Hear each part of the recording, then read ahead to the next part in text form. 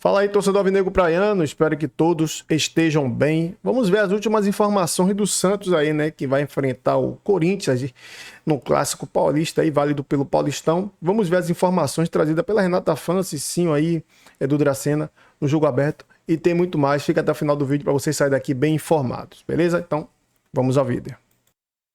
Momento, hein? Mais um clássico no Paulistão. Preparação do Santos que enfrenta o Corinthians. Assunto para o canal Jogo Aberto lá no YouTube. Na sequência, muito mais. É só o começo do Brasil.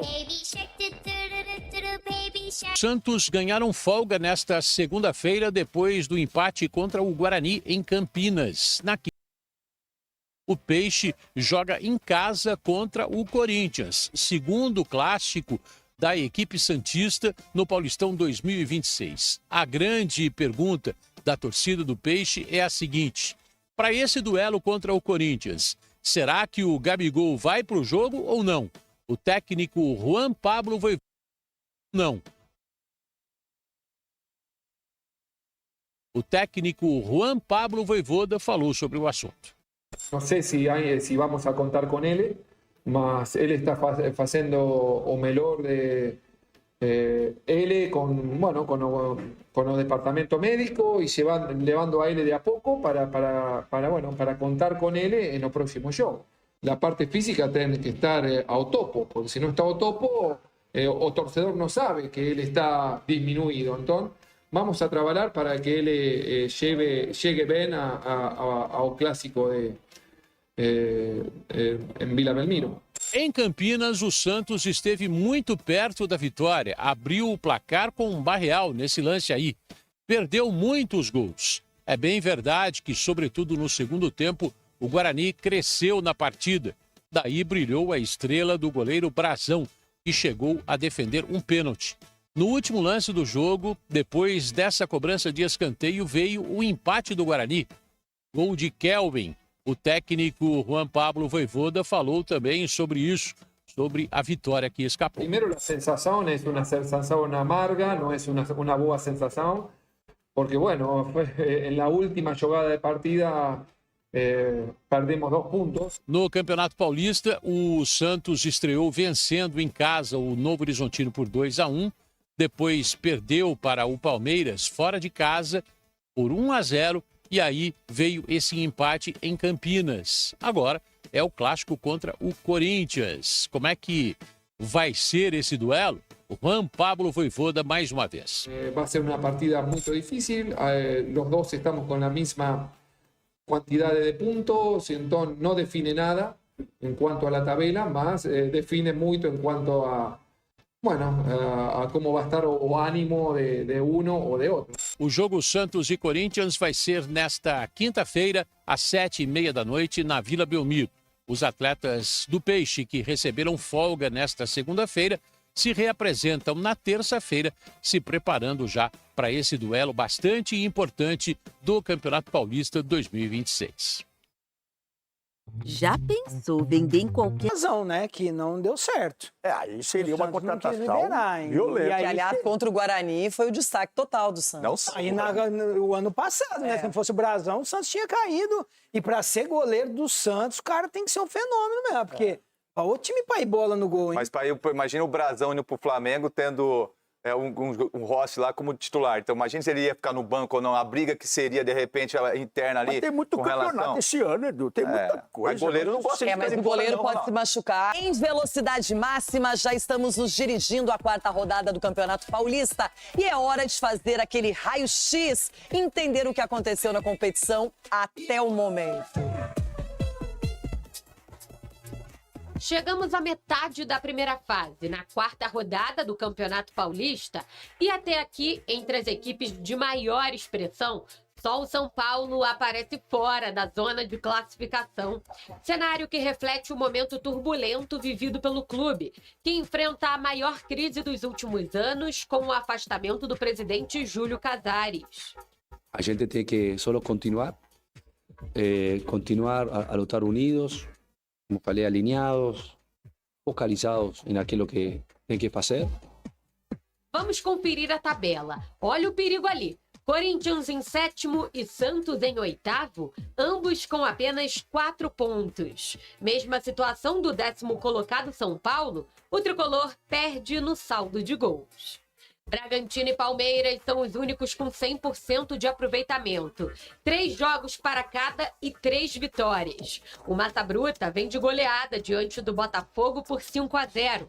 Além disso, aplicou 3 gols no Corinthians. O Paulistão, de longe, é o melhor campeonato do Brasil pela quantidade de equipas que tem da Série A. Nenhum campeonato tem tantas equipas da Série A como aqui no Paulista. Todo mundo teme a zona de rebaixamento? No momento estão lá Botafogo de Ribeirão e Ponte Preta. Essas equipes ainda não venceram no estadual. Em Campinas, em frente ao estádio Moisés Lucarelli, teve protesto da torcida da Ponte contra a diretoria.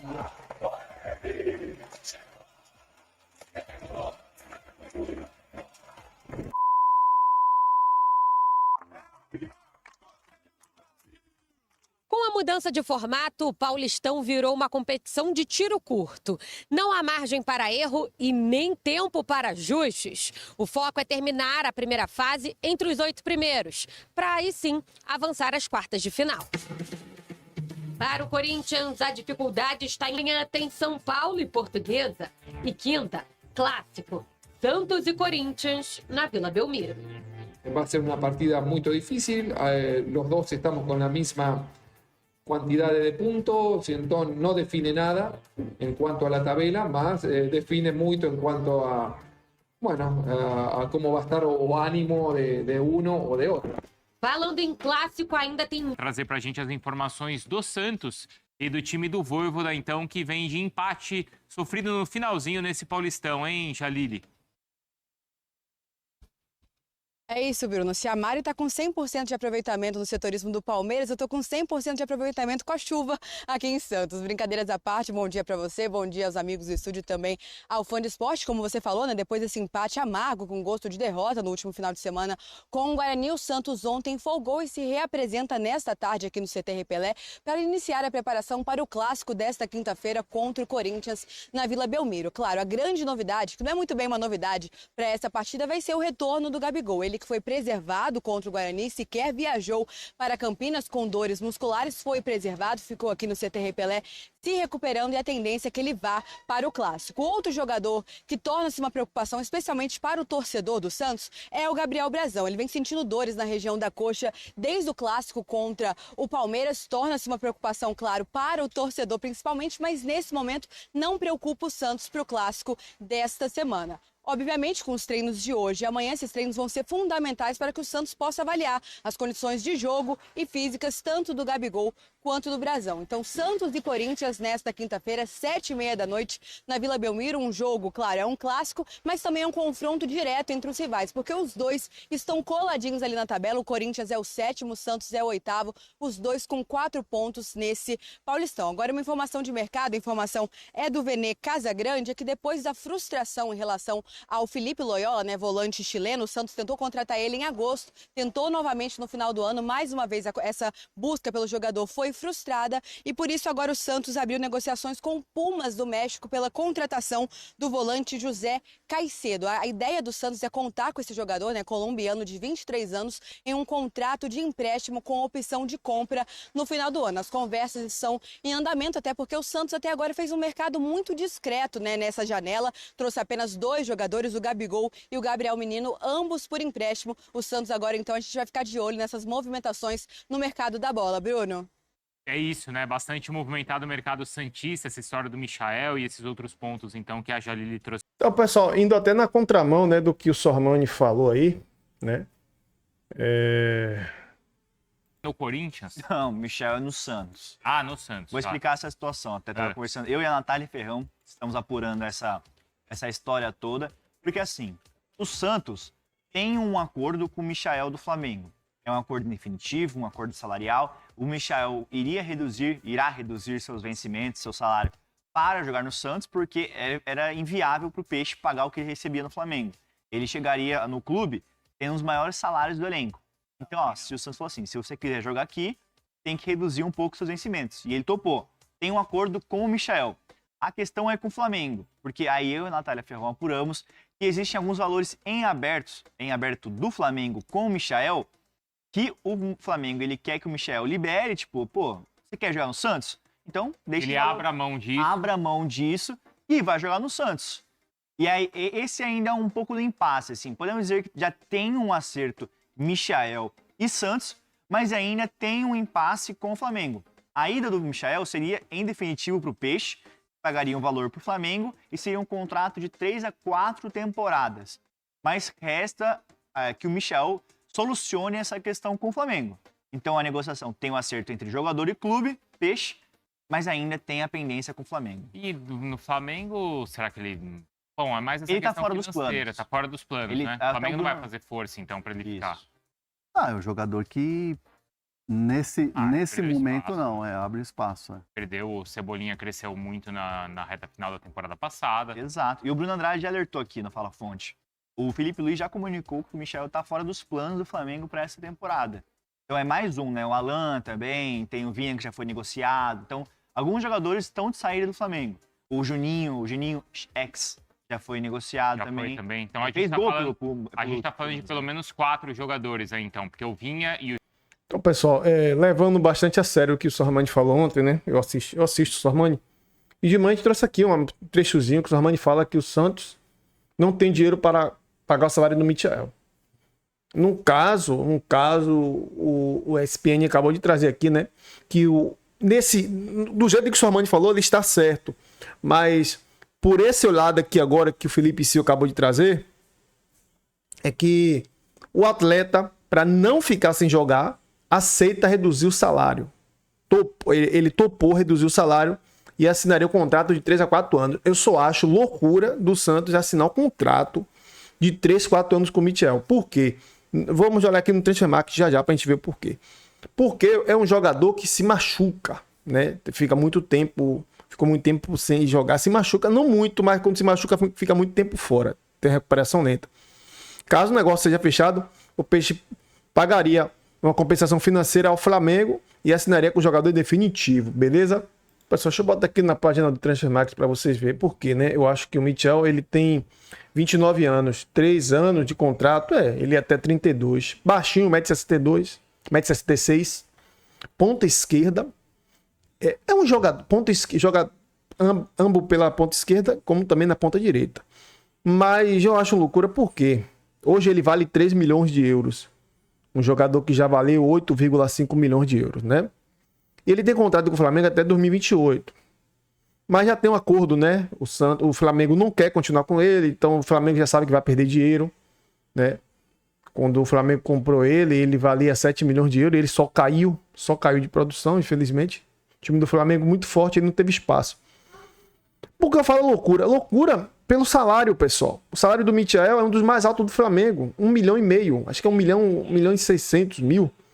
Pô, se ele baixar o salário para 1 milhão, ainda tá muito pro Santos, minha gente. A situação que o Santos se encontra hoje, Neymar ganha 4 milhões por mês, se eu não me engano, né? Que Neymar tem acordo com o Santos aí. Gabigol, 12 milhões e meio. O Santos paga dividido com o Cruzeiro. Para um time que tá quebrado, eu sei que tem que contratar. Eu sei. Agora sim, ele vai jogar na mesma situação do Guilherme. Vamos supor que o Santos não pode comprar, porque a gente não sabe como é que tá o jogador. Se o jogador chega no Santos e não joga bem, aí o Guilherme, que não custava muito pro Santos, que entregava também dentro de campo, saiu, né? Lá pra MLS. E aí traz o Michael. O Michael chega aqui e não consegue jogar. E aí? 29 anos, 3 anos de contrato, ele vai sentar no contrato, ganhar 1 milhão. Vamos supor que o Santos pague 1 milhão e 200 mil por mês ou 1 milhão por mês. É muita grana. Enfim, minha opinião. Eu acho uma coisa eu fazeria assim, contrato por meta. Eu assinaria por ele 1 ano. Se ele bater metas, aí automaticamente aumentava para 3 anos, para 2 anos, mas não assim de cara. Eu penso assim, né? Eu penso assim, beleza? Espero que vocês entendam minha opinião. Minha opinião aqui não é do contra, o Santos tem que ser mais cauteloso hoje no mercado. O Santos precisava também de zagueiro, não atacante também de lado, mas eu acho que mais de zagueiro. E para mim o Santos precisa de 2 zagueiros um lateral direito e um lateral esquerdo. Nessa primeira janela, agora, poderia trazer mais um ou dois zagueiros e na próxima um lateral, um zagueiro ou se não 2 laterais. Porque não dá pra ficar com o Mike, não dá pra ficar com o Adonis Frias. O Duarte, que veio aí do Paraguai, não sei como é que aquele cara joga na seleção paraguaia, que no Santos não jogou nada até agora. Enfim, vamos aguardar, beleza? Espero que você tenha gostado do corte. Se gostou, se inscreva, deixe seu like e comente suas opiniões nos comentários, beleza? Tamo junto e até o próximo vídeo.